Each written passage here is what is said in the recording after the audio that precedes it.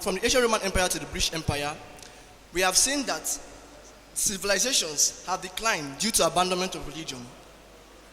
Ethical boundaries have become blurry, giving rise to self-interest over communal well-being.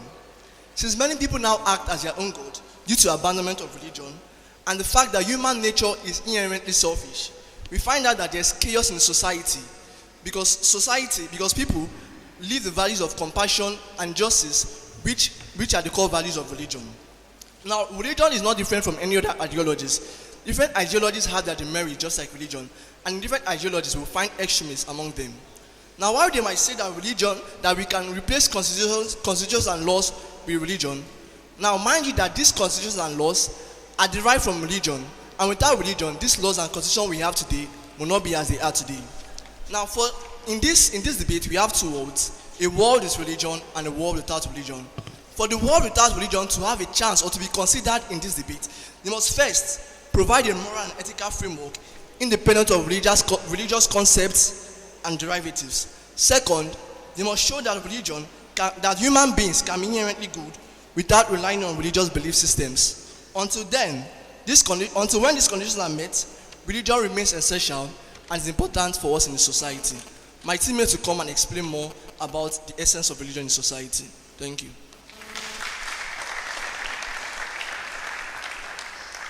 Thank you so much. Well, you're way taller than me, so I have to come down to my height. So thank you so much, Team Spartan, for that power-packed premise there. I would like to now call on Team Storm. Would you be starting with your premise or your first debate? Premise. All right, please, you have 2 minutes, nothing more. Go ahead. Time starts now. People make up a society. A society is made up of people. And the actions of these people determine the well-being as well as the progress of that society. Actions are influenced by opinions. Opinions are influenced by beliefs, and beliefs could stem from religion. Using Nigeria as a case study, or using Nigeria as the model here, majority of the citizens of Nigeria are religious, meaning they belong to one religious sect or the other. Now, what happens when a group of people have different moral standards, have different ideologies, and have different opinions? Let's note that division and discord are one of the major reasons why societies break down. Religion is a vice. We are saying that religion is a vice because rather than serving the role which it has been put for, which is the guidance of people and the creation of a sense of belonging as well as moral compass, religion has become an avenue for bias, for violence, for discrimination, and direct or indirect extortion. The major issues in the society currently are political and economic issues. The proposing side, which are supporting that religion is needed now more than ever, should be able to prove to us why exactly religion is needed now more than ever, and give us how religion is going to help the current situation of the country.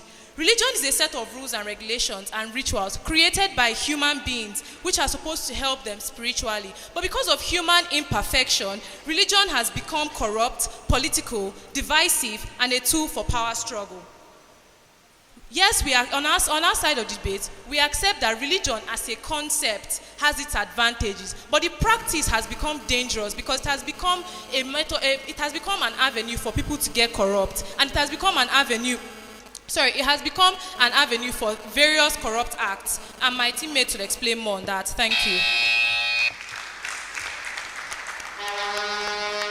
Thank you so much, Team Storm, for that. We're going to move on now to our first debater, and our first debater has a total of 5 minutes to make his point or her point. So, of course, our next team will come from Team Spartan. Your first debater, please come. 5 minutes on the clock. Your time starts now.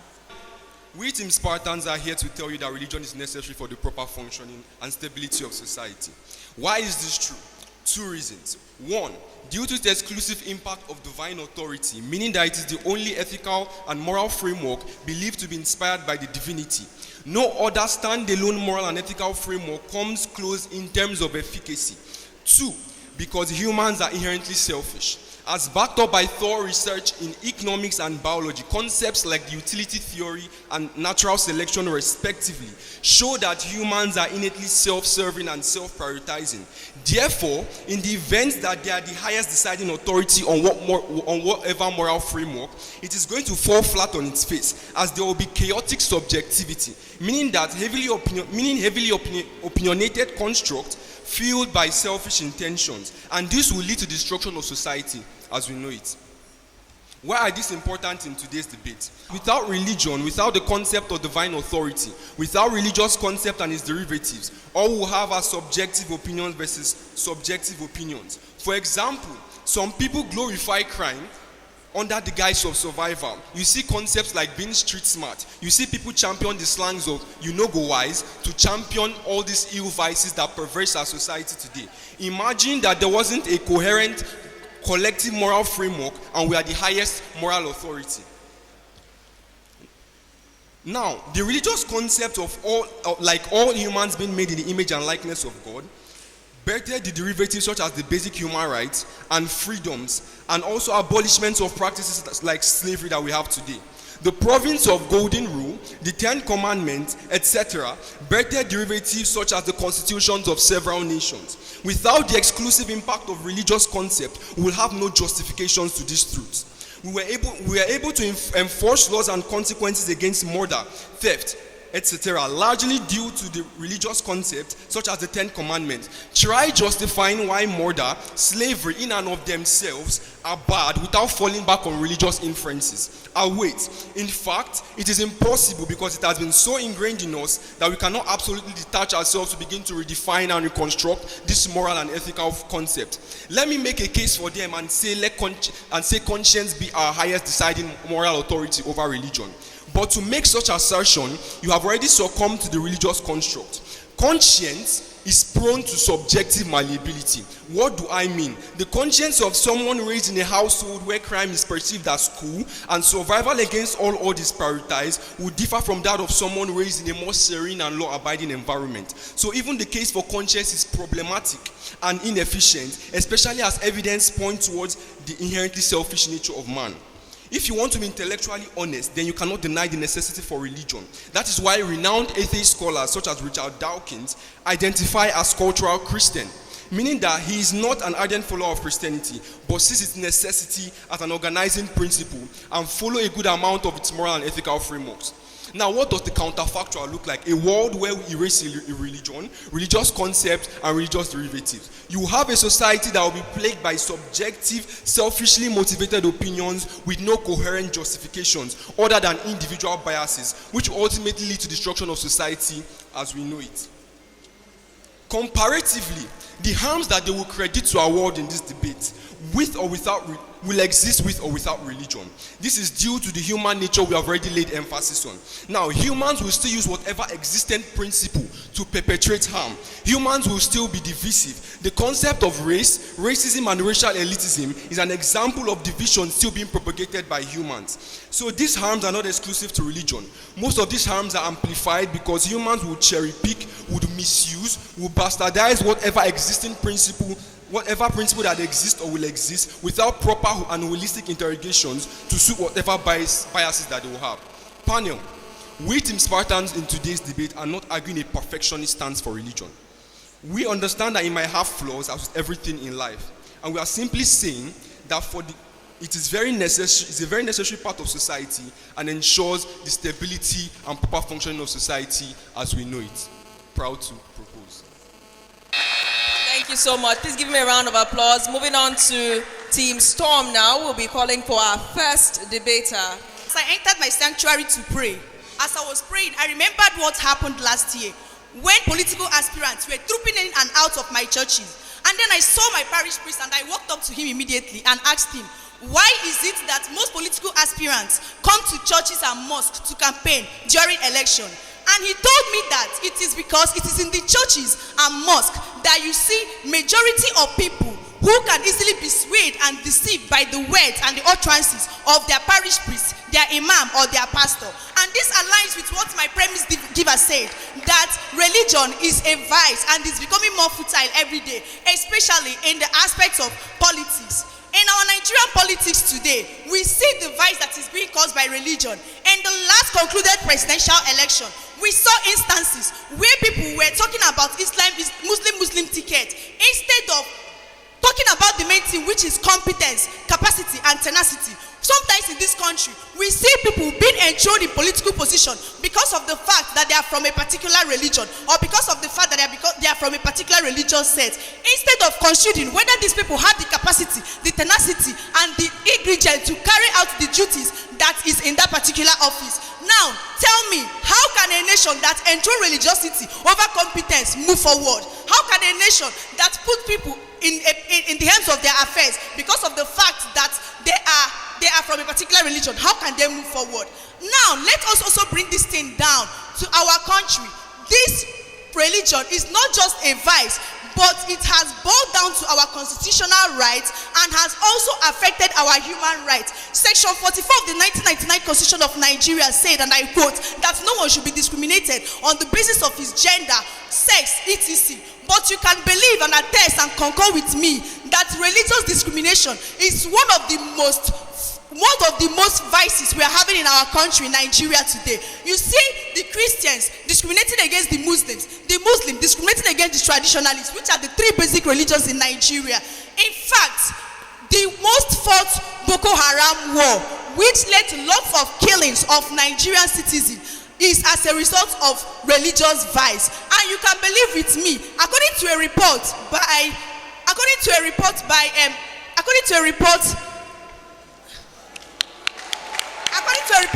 Punch newspaper on 22nd of August, Nigeria was ranked third most war terrorized area because of what the Boko Haram people has done in Nigeria. Now, let me also bring this religious vice into our nation economy. Do you know that this thing affects our nation economy? Because in businesses, most religious sectors discriminate against each other and avoid doing business with each other. Now, let us bring it down to the national budget. According to a report by Guardian, it said that 90 billion naira was used to subsidize Hajj pilgrimage that was gone by the Muslims, but fuel subsidy was removed. If there should be a subsidy, should it be in religious sector? No. You can believe and concur with me that this subsidy can be used to develop other infrastructures like social amenities, good hospitals, good roads that will benefit every Nigeria, instead of using it to sponsor a particular set of people. Now, every day, churches and pastors and ministries are rising and not just rising, but getting richer and richer. But most of our engineering students who has developed some great innovations has not been supported, neither has they been encouraged. And that is why Nigeria is in the backward. That is why Nigeria is moving back on daily basis. Now, in most secondary schools, CRK, that is Christian religious knowledge and Islamic religious knowledge, is a compulsory subject. But basic science and technology is not being taught in most schools. Those schools that teaches them do not have the basic amenities or the equipment to teach them effectively. Now, in a situation where we just base everything in God, how can we succeed? Even the Bible said that faith without work is dead in itself. If we sit down every day in church, praying from morning till night, nothing will happen. Our country will not move forward. Comparatively to what my house is bringing, let us look at countries like America that is not based on any religion, that is not attached to any religion. These countries are moving forward. But Nigeria, that has carried religion on its head, is still in the backward. How has religion helped us? How has religion helped me and you? I am a member of Team Storm, and I'm proud to oppose.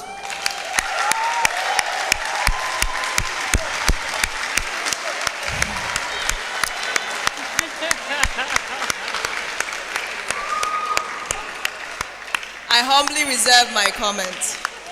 Like I said, hard-hitting topics. We will now have to move on to our team Spartan here, presenting their second debater now to add some beef to their already existing argument. Still going to cool off from the initial one. In view of all that have been said in this debate, I firmly assess that religion is essential and is a major contributor to our society, and it is needed now more than ever. I will begin my case. First, we're talking about the notion that talks about the wars and conflicts. I would like to let you know that this is a notion that is a misconception, saying that it is all linked to religion. Conflicts arise due to a multitude of factors. We have political factors, economic, social factors that are responsible for this. Religion often serves as a voice of peace, for justice, and advocating against the continuation of such conflicts. Can you not see the Sultan of Sokoto and the Christian Association of Nigerian President talking about these matters? These are things that we are looking as if we are blind to them. Religion is out against these things. It is important to know that wars attributed to religion are typically driven by a minority of extremists, and it is against the majority of religious adherents who live peacefully. It is important we take note of that. Historical evidences as seen from the papers presented to the panelists shows that atheistic and communistic regimes have caused immense suffering and loss. You can see from the book written by Matthew White and Barack Loris that communism has killed more people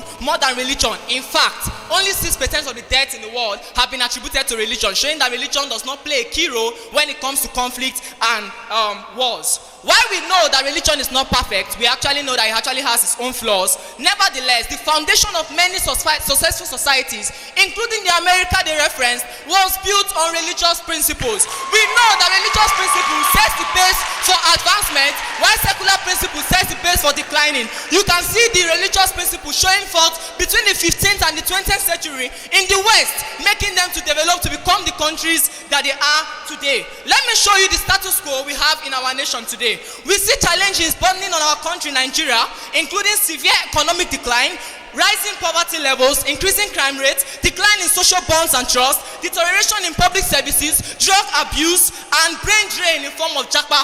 People die every day because of hunger and malnutrition. All of these issues are linked back to the perverse corruption we have in our nation. And all of these things are due to moral decadence, due to what we call selective morality. They came to argue to us and tell us how that politicians come to churches and try to use churches to advocate for their campaign and all of this. This is because of selective morality. In the core principles of religion, some of these things that they are pushing for are not allowed. But people use selective morality to justify things that are wrong, justify things that are bad, which makes no sense. In view of all of these, I want to tell you that we believe that religion is needed now more than ever. First of all, the reason is because it is to mitigate the severe rise in moral decadence. Why is this true? This is true because religion and religious teaching center on promoting moral behaviors and values. An analysis of over 60 studies was done, and it's revealed that religiousness is associated with lower rates of crime, delinquency, drug and alcohol use. Why is this important to us? It is important because moral decadence is controlled and reduced because it has adverse effects on our society, because moral decadence set lower standards for appropriate behaviors, and moral decadence justifies wrongdoings and injustice. Without religion and its teachings, we find ourselves in a slippery slope towards the acceptance of blatant wrong acts. It is important we take note of that. Another reason why religion is very important is because religion is needed now more than ever because it promotes mental and emotional well-being. Let me show you why this is true. It is true because religions help individuals to cope with stress, offering mental and emotional support. It fosters mindfulness and mental security, helping individuals to remain resilient despite challenges that they face that is beyond their control. Teachings such as the Christian belief that says that God can never forsake you encourage people to hold strong and persevere. Why is this important? It is important because in a situation as ours here in Nigeria, where individuals have little or no control over the economic situation that is making them suffer, religion provides essential support by offering hope and guidance. This has to do with their mental health. You can relate with that. The comfort and promise of a better tomorrow motivates individuals to keep moving forward. Without such hope, people become demotivated, leading to decreased productivity, societal decline, worsening of societal anger and unrest, further destabilizing of our nation. Look at the statistics. Despite the fact that Japan is an industrialized nation, just like they talk about tech, despite the fact that Japan is an industrialized nation, you can see that from the research material there, the suicide rate there is high. And the National Library of Medicine linked those suicide rates to the factor that they have hopelessness high in their society. How do we relate this to religion? In the top ranking of irreligious societies, Japan is one of them. They have chosen to go the way of just industrialization, removing religion, and it is a problem for them. Thank you.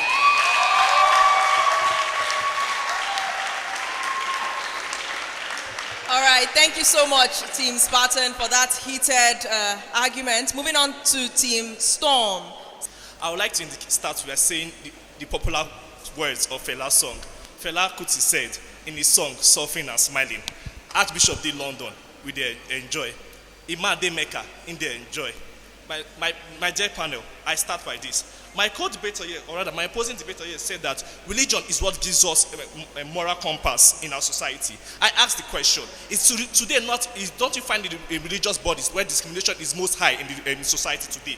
It's in today, when the Pope Francis said that gay people should be welcomed to the church, they should be prayed for. He didn't say we should accept homosexuality, but he said we should pray for gay people, because a sinner or a sick person is not treated by when the person is taken away from you or when the person is brought closer. It is seen in Nigeria today that the society condemned what the Pope said. I asked a question. In the Bible, who was Mary Magdalene? A prostitute. Where was she? By the side of Jesus Christ. In the Bible, who did Jesus Christ meet at the well and spoke about her life history and told her that she should come into the church, or rather into the Christian faith or his faith? She was a prostitute. I want to start today by saying that religion does not propose any moral compass. Rather, religion today has been weaponized by the society to discriminate against people. Spirituality is different from religion. Let us indicate that what is spiritual is not what is religious. Religion is a branch of attaining God's faith, or rather attaining heaven. It is not heaven itself. Today, our society has weaponized religion as a way of getting all the extremist movement we wish in our society today. You say that divinity is what guides us in our society. That is called lex divina. I want to indicate on something. Divinity, according to St. Thomas Aquinas, he said that God is present in our society, in nature. You can see the wills of God, the morals of God in nature and not in religion. Religion today has become what our society has turned into weapon. Ravi Zachary is a Christian apologist. He said, a religion is an attempt to explain God. Religion is not God. The spiritual and moral principles of humanity cannot be found in religion, but can be found in humanity as a whole. You speak about human rights, saying that religion helps us to understand and promote human rights. But I tell you today that religion is one of the most delegating organ for human rights. We look at the north, where they practice Sharia law. In the north, a man can beat his wife and no one can say anything about it. But in the south, where we do not make religion part of our laws, you dare touch your wife, you have committed a crime. In the north, a man can rape his wife and that is not considered female rape. But is that what you are calling support? You are saying that we should support religion. How is religion promoting society? The topic today says religion. Your topic today says religion is very much needed in our society today. Today, we are having the end bad governance and protests. And what are religious bodies come to do? The president of the Khan Association of Nigeria came and told us that if you're a good Christian, you should shun protest. The head of the imams of the mosque said, if you're a good Muslim, you should shun protest. How is that helping our society today? They didn't come out to join us in our protest. They didn't come out to tell the bad government that what they are doing is wrong. Rather, on Sunday, the Redeemed Christian Church of God came out in their mass numbers to protest against protesting. How is that helping our society today? This is the bad thing we are seeing in our society today. This is not helping us today. Religion today has become a weaponized angle in our society today and has caused stunted growth in our society today. How has religion caused stunted growth in our society today? We see religious bodies getting the money from the masses. Rather than using this money to promote infrastructure, they are using it to big, large auditoriums. We see what the Winners Chapel is doing. Winners Chapel is building a church called the Ark that can seat 10,000 people. And this thing is costing about $20 million. Why can't this $20 million, which can be translated to 200 billion naira, why can't it be used for infrastructure in Nigeria? Why are you using it to build more mosques, more auditoriums, more conventions? This is not helping us. This is bringing the society down, and every day is not causing success in our society. This is because when you use these resources to help the society, you are helping us more to promote as a society. In today's Nigeria, the economy is so bad that even a 1,000 naira is now the new 100 naira. Why can't you use the resources provided from these churches to help the people? Why must you collect the 10% tithe, call it in the name of God? This is not what we want in our society today. And that's why we are saying that religion is not only bad in our society, it's every day becoming more futile.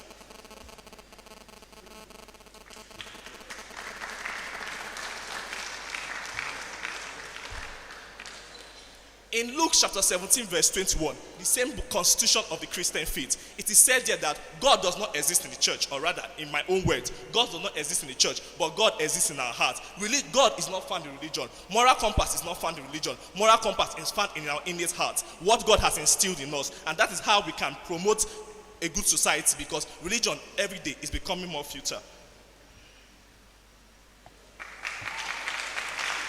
My opponent said that religion has caused 6% of the death in the society. I ask a simple question: is death still not death? I hope with this promotion we are able to tell you that religion is every day becoming more futile and a vice in our society. Thank you. They say we should remove religion because it's a vice, but they have not provided any alternative ethical and moral framework which is very relevant for today's debate. In fact, the nature of humans that they talked about are already against them, because thorough research in economics and natural research selection have shown the inherent selfish nature of man, so it can never stand as a basis for morality. They talk about division. Division exists in every society, and I've shown you that this is just a result of the minority among the people that are adherents to their religion. When we talk about extremists, they do not make up the whole, and we cannot rely on the actions of extremists to judge the entirety of religion. Corruption in our nation is high due to selective morality. People have chosen what they want to abide by and justify why their wrong acts are also moral. It is due to selective morality, and we must go back to the cherished values of our religion for us to stand out. Human rights principles, justice. You said something about religion providing a moral compass and all that. But aside from Christian religious studies and Islamic religious studies in school, we have things like social studies and civic education, which actually teach people how to navigate. So it's not just religion that provides a moral framework. And also your stance is that religion is needed now more than ever. And then you came forward to tell us that that there are problems like the Japa and people that are hungry and all this. But you did not clearly tell us what religion is going to do for us now to stop that Japa movement. You did not tell us what exactly religion will do now to stop the hungry people, which is what you were supposed to provide us with in your debate. You also said that religion does not cause killing, or rather, religion caused only 6% of the killing. I need to remind you to one of the most grievous war in the world, World War II, where 6 million Jews were killed. What do you say about that? Was that not religious motivated? So let us play our argument in this debate. Thank you. Also, in addition to what they have said, I want to remind you of what Mahatma Gandhi said, that God has no religion. And remember... All right, thank you so much for that, Team Storm. It's not easy. It's not easy. At this point, I would like to pass this on to our judges so that they may ask their questions. I'm sure they have a lot of questions to ask. It is a very sensitive topic, religion, different stances represented here. Namdi, your mic is red, so I guess you'll be starting.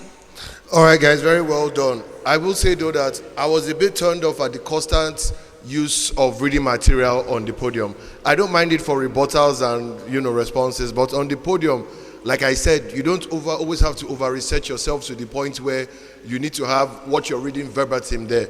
It's one thing to have cues, it's one thing to have notes, it's another thing to read whole sentences, from a book while you're debating. You're debating, ideas. What we want to see is your train of thought, what facts you have to back up. If your premise giver can lay a good enough premise, it reduces your work. I noticed there is a lot of cohesion problems between premise givers and debaters. So the debaters have a lot of work to do.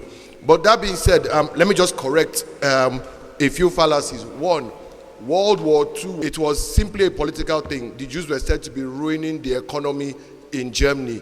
The economy was tanking after World War I. After the Kaiser Wilhelm had left, the Nazi party had taken majority. So it was the Nazis, the communists, and the capitalists that were having their, triad of issues in the society. And we know that even before the Jews, the first person the Nazis attacked were the communists. Do you remember?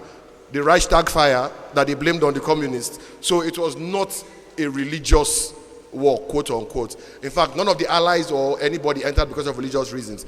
The Soviet Union got in because the Nazis started Operation Barbarossa to go to the oil-rich fields in Baku in Azerbaijan now, and they had to encounter the Soviets. And the other allies on the other side of the world entered because Churchill brought them in. So let's not use fallacy. Instance, he was particular about reading. And then you came up again and started the all-round reading. This one was explosive reading. In fact, I don't mean swear to say well read. That is not a quality of a debate. I don't know whether you were there when the first two teams came up and then the correction was made. And then you came and did a marathon reading. Let me believe that we won't be experiencing that in the subsequent presentations. Exactly, it's a bulletin because everybody is reading. And then, religion as a concept.